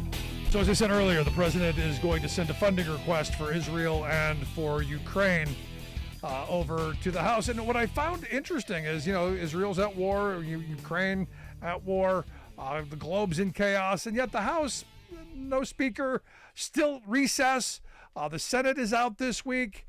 You've got no confirmed ambassador to Israel. That aid package, I don't know how it gets moving. And oh, by the way, the dumbest guy in the U.S. Senate, Tommy Tuberville, still blockading the 300 plus military appointments and nominations. This is where we are. And yet the good folks over at CNN ran the chyron that said, Democrats divided. This is where our media is. This is how absolutely freaking ridiculous. Democrats divided. I don't think they're divided. All of them voted for Hakeem Jeffries. That seems like they're pretty much not divided. But here to share some thoughts on where we are, where we're going, and, well, if there's a way out of this, I've asked our good friend David Yankovic to come talk with us. David is a digital strategist, one of my favorite folks on the interwebs. David, thanks for taking time for us. Thanks for taking the time for me, Rick. Appreciate it. So, as I laid out, you've got all these problems, you got all this stuff going on around the globe, and our government's on hiatus, snow day, vacation, mental health day, I don't know, but they ain't working. They're not working. And, we're facing the most serious events, I think, that we probably faced in the last 75 years, 70 years right now. We're looking at almost a World War III moment. We're on the brink of everything. The president's about to send legislation to the House when there's no speaker, and they're completely, I can't use bad words. We're not on the podcast. They're crapping the bed. There we go. We're in trouble right now. We really are in trouble. And the problem is, and you're right, our mechanism, our media machine is not as big as theirs is, and they're going to be pushing this out, and they already are. We're seeing the disinformation all over social media already. They're pushing it out that way and through their avenues there. And, we don't have any functioning leadership in half the party or half the government that we are in right now. And the other half's trying to save it and getting browbeat over it. It's dangerous. We're in a really dangerous situation, and the Republicans know it. They're playing games with it. Now, I'm sure you saw the president's speech, which I thought, and I'll agree with Brit Hume, and I rarely, I don't think never have I agreed with Brit Hume, but I agree with him this time. I think the president, by far, his best speech. Oh, absolutely. It's definitely his best speech. He had his Wheaties tonight, that's for sure. But the other thing, too, is this is his wheelhouse. This is where why he's president. When people think, why is Joe Biden president, or why should I be happy he is, it's for this moment right here. He's got 50 years worth of relationships with world leaders all over. He's knows the game. He knows the international politics of it. He knows how to get this stuff done. And honestly, right now, the fact that we're not in World War III is a complete testament to him and his experience level and what he's getting accomplished up there. Domestically and everything else, we can see what's going on. Internationally, the world respects us. They respect the president, what he's trying to do. Domestically, you can see what's happening. You can see who's in charge of the House. You can see what they're accomplishing. The president's on the international level, saving the world. At home right now, the Republicans are doing everything they possibly can to hurt as many people as they can and screw them out of their money. Now, what I find interesting is, as I watched the president's speech, I couldn't help but let my mind wander a bit and wonder if the former guy is giving this speech, which side are we on? Well, why are you wondering about that? You know what side we're on. If Donald Trump is president, and he tried to shake down Zelensky a year before Russia invades, of course we're going to be the bad guys. If Donald Trump becomes president of the United States again, we're going to be the bad guys. We're going to be the villains of the world. They're going to be remembered like Italy was during World War II, and that everything comes down to right now, Vladimir Putin is the mastermind of what's going on. We have to do everything we can to not let him take Ukraine, and we got to stop it. If Trump is president, he's helping every despot and every dictator in the world, and he idolizes them. He wants to be their friends. He's running around. That's his posse. So I don't have any doubt in my mind whatsoever that if Donald Trump is president right now, what side the United States would be taking. And you can see it with Jim Jordan in the House right now, and you can see it with Marjorie Taylor Greene and Bobart and all of them. It's exactly where we'd be. Again, I come back to this where we are with our media structure. In fact, Gallup just did a poll that said that 32% of Americans say they trust the mass media a great deal or a fair amount. That they'll report the full news, fair and accurate, and all that stuff. It's the lowest that they had on record. Ties 2016 for that lowest mark. And then you throw into this that the president's approval rating is now the lowest it's been. The second lowest it's been, down to 37%, according to this last poll. And I'm listening to what you're saying, and I agree with you. But when you have the kind of powerful media that the right has to constantly attack, and I'm looking at Twitter, watching the blue check marks lose their mind on Brett Hume and basically attack the president in a moment of where I think he gave one of the most forceful foreign policy speeches we've ever seen. It's all about attack, and it's all about, well, spewing Putin talking points. Now, there are certain politicians out there, and it's always going to be this way because power corrupts, that they don't care if the president does well. They don't care if this country does well. They only care if they do well. And if they're getting elected and if they're doing that, they're going to attack Joe Biden, even if he saves the world, even if he cures cancer, whatever it is, they're going to attack him. And that's just the way it is. And that's the way that those people are going to be. Yeah. No, what we got to do. Excellent point. No, I've had people reach out to me and say, everything that's going on around the world, that's Joe Biden's fault. The attack on Israel, Joe Biden's fault. Ukraine, Joe Biden's fault. Everything bad that happens around the world somehow is Biden's fault, and they've got a reason to blame him. Is this his fault? Well, it's really interesting the way you frame that. When the famous expression for the president is "the buck stops here." If you were talking to Joe Biden right now, he would take responsibility because that's the type of guy he is. I'm the president and it stops with me. It doesn't matter what the former guy did. It doesn't matter that he did a fire sale on the way out of the White House. It doesn't matter that he stole documents and he's trying to kick up as much crap as possible and that the Republicans are jamming every piece of legislation. If you're going to ask Joe Biden, he would say the buck stops with me. But on the other side of it, as a thinking person and people who actually have brains that could look at what's going on in this world right now, could you honestly think that this is Joe Biden's fault? Any of this? The Afghanistan withdrawal strategy, all the way till now, any of this stuff happening, he has destabilized the world along with his buddy Vladimir Putin. Trump is running around causing as many problems as possible. And people don't want to hear it. We have a Hitler situation out there right now. You got Vladimir Putin who's destabilizing the entire world. He just invaded Poland. We're seeing the remnants of that World War II mentality coming back into place. We're seeing other nations getting involved now. We're seeing terrorism in the Middle East come back out. All of these things, and this is all because of the destabilization and the chaos, and Donald Trump is that, and he's allowing himself to be that with Putin as well. So is it Joe Biden's fault?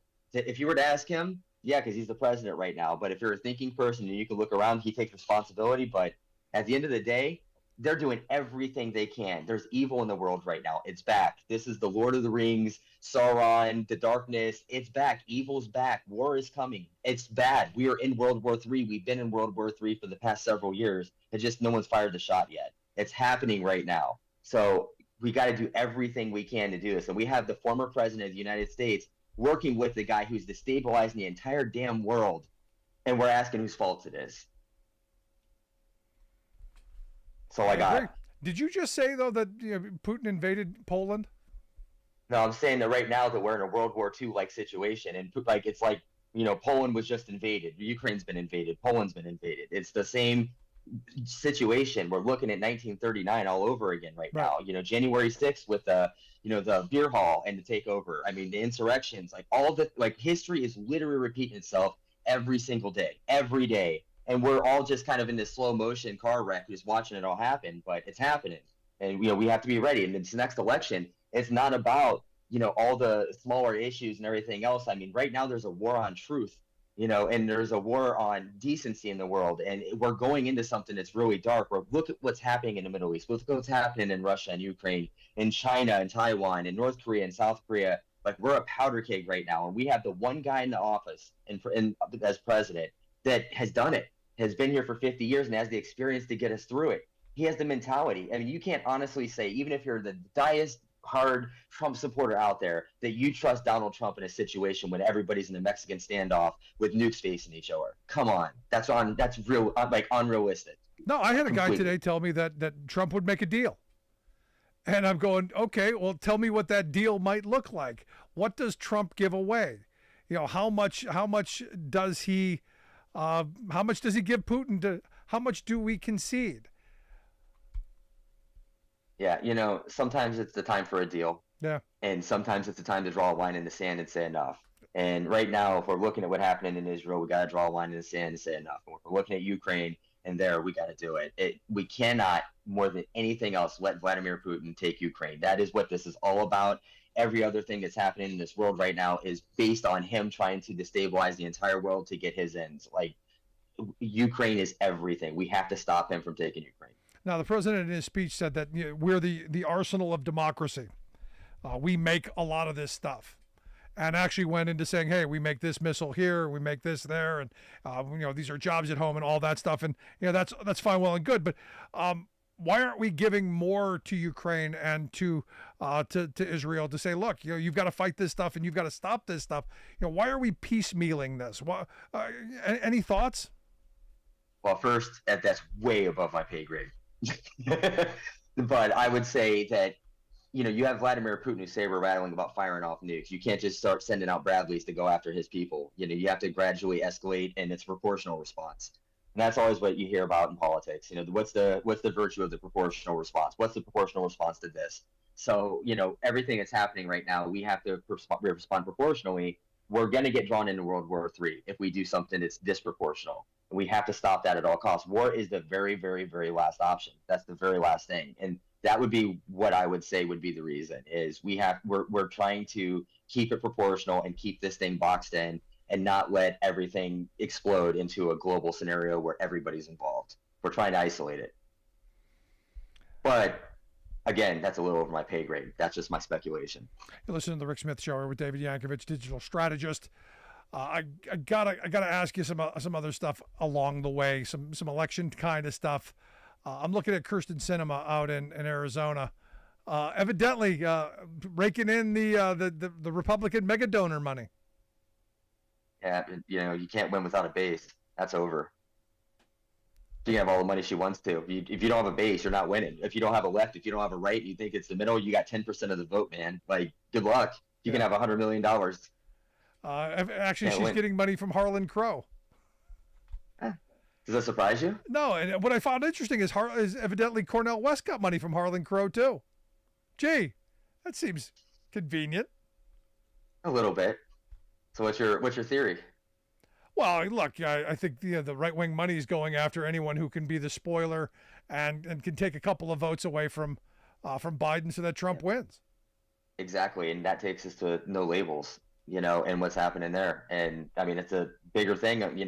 Everybody's saying you don't have to worry about no labels or don't bring it up or whatever, but 40,000 votes across 3 states is what cost us 2 presidential elections in the last 20 years.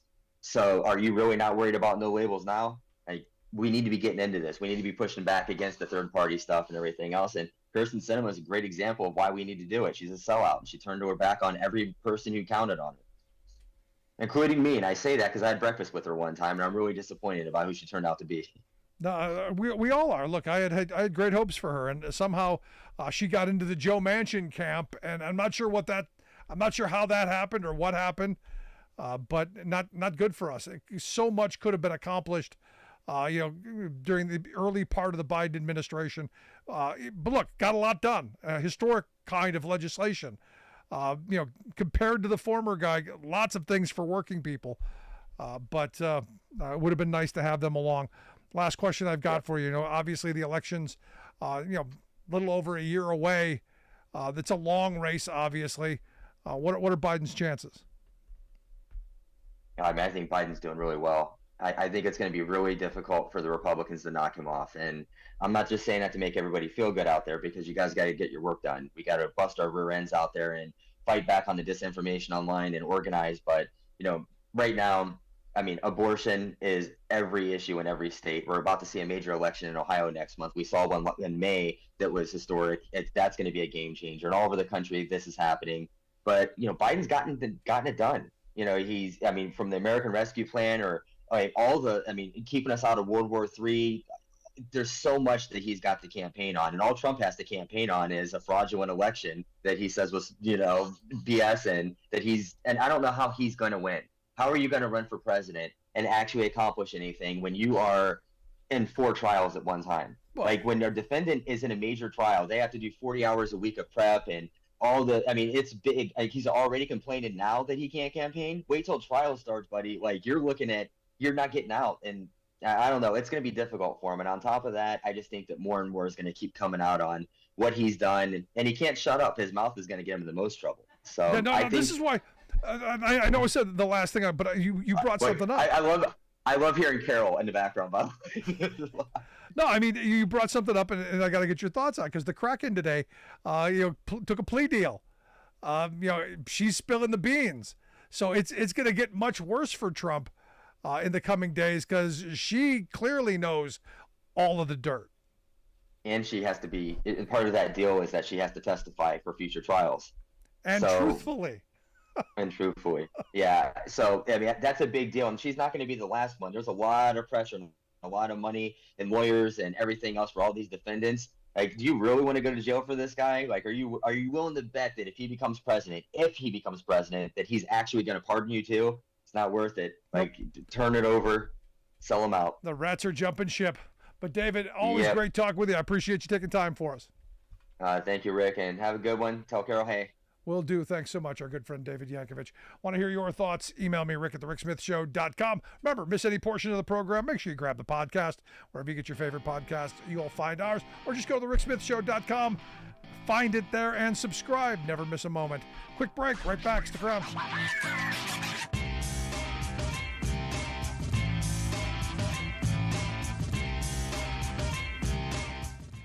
I'm Rick Smith, and this is Labor History in 2.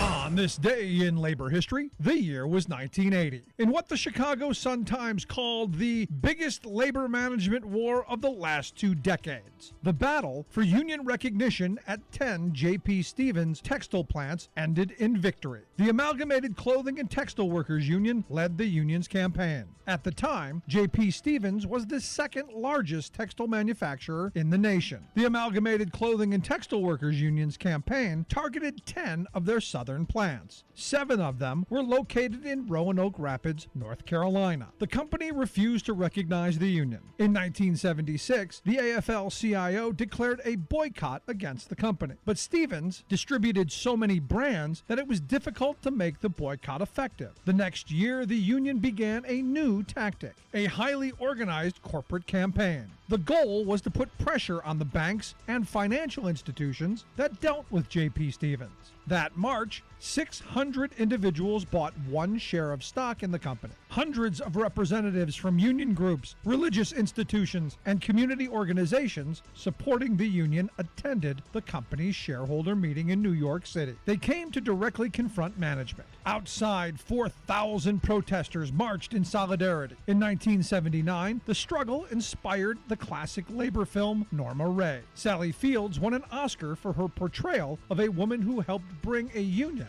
to the cotton mill where she worked. The real-life Norma Ray was Crystal Lee Sutton, who was fired for her union activity. She went on to become a union organizer. The union's success at the 10 southern plants was considered a major victory for the cause of labor. However, Stevens remained vehemently opposed to unions at their other locations. Like what you hear? Check out more at laborhistoryin2.com.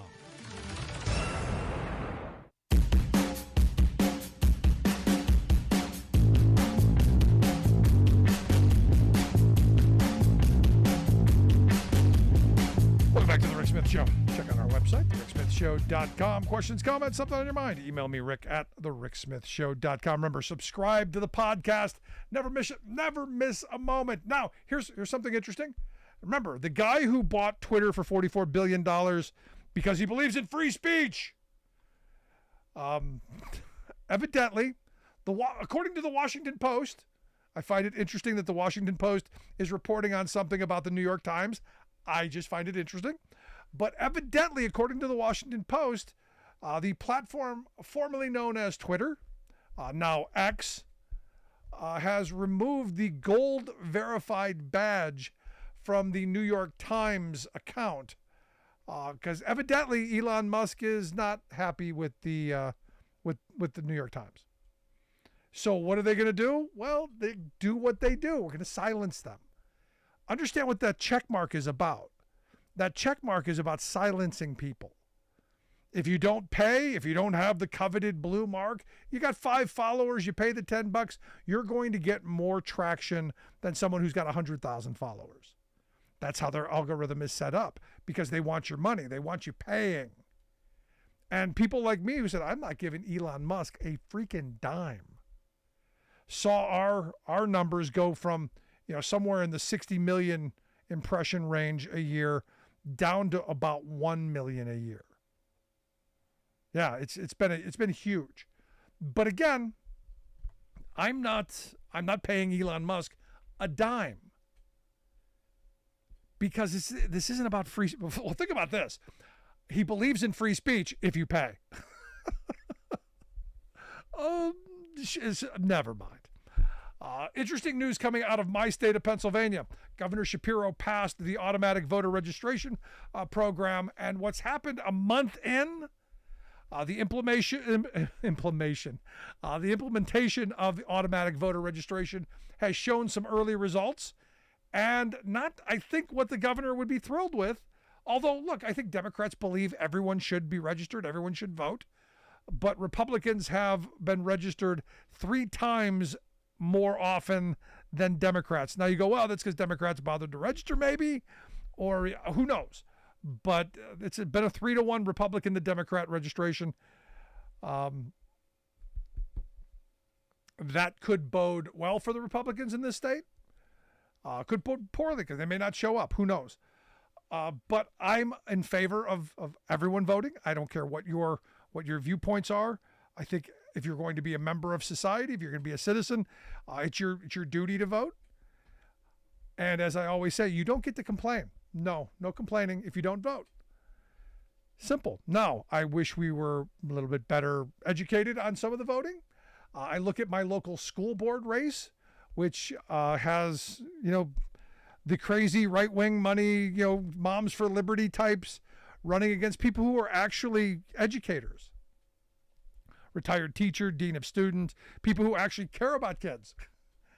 And then you've got the other side, who are where the PAC money's coming from. They got really nice signs. I got to be honest. They plaster the neighborhood with all kinds of nice signs. Wonder where that money came from. And we know it's the billionaires who are trying to destroy public education, because it's these groups who are going to ban books. There's a rainbow on that book. Granted, the book is about rainbows, but we got to ban it because we don't want kids thinking anything about rainbows. Rainbows are bad. And this is where, again, I come back to where we are in this country. The sad reality is our media doesn't do a very good job of educating. And the Democrats and the left have done a poor job of promoting their message and getting their message out. It's just that simple. For the last 18 years, I've been doing this program, rolling the ball uphill, so to speak. And we have reached the top of where we can be. We're on 50 stations across the country. We were added to Talkers Magazine Top Heavy 100. We're one of the top 100 radio programs, talk radio programs in the country. And we're struggling to stay afloat. That's the reality. And that's what happens on the left.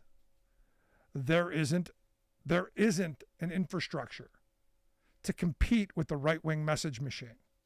And there needs to be. There needs to be a give and take. There needs to be, the yin and yang. There needs to be right and left. There needs to be dialogue. There needs to be both sides of the coin, and there's not. And sadly, too many voters in this country only hear one side. And that one side is presented by people who are really good at manipulation, are really good at propaganda. And it's where we are. When you've got working people who are against the minimum wage increase, when you've got working people who are against taxing billionaires, when you've got a working class that's against health care for everybody, you got problems. The hope is we can fix those. The hope is we can educate our way out of this. It's always the hope, isn't it? But I want to hear your thoughts. Email me, rick@thericksmithshow.com. Again, miss any of the program, get the podcast. You can help us by subscribing. Never miss an episode. And share with your friends. Get them to subscribe. Always good having you here. Thanks for tuning in. We'll see you back here next time.